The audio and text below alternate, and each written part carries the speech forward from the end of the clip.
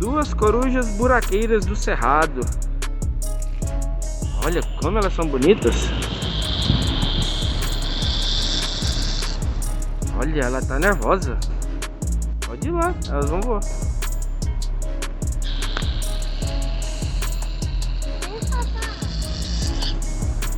Uma voou.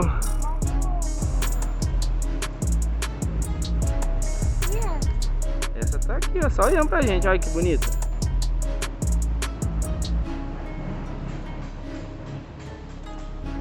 Voou.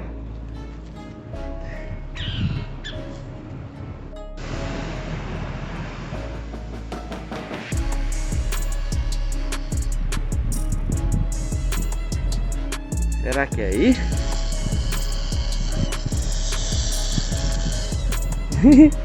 Ela tá mostrando força. Abre os braços. Abre os braços, igual ela abre as asas. Isso, agora vai pro rumo dela. Pode andar que ela vai voar, vai. Mostra que você é forte. Faz o fortão.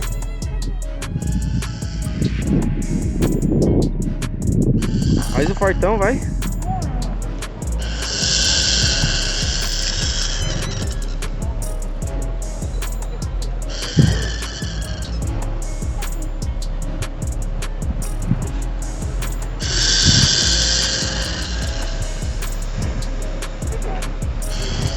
Vai lá, perder ela, vai.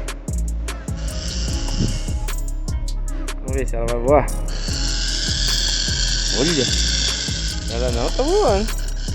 Eu acho que é aqui a casinha dela. Uou! O que está escrito aí? Casinha da coruja. Olha. Isso, aí ela mora dentro do buraquinho, tá vendo? Quantos buracos tem? 1, 2, 3. Ah, e aqui, ó.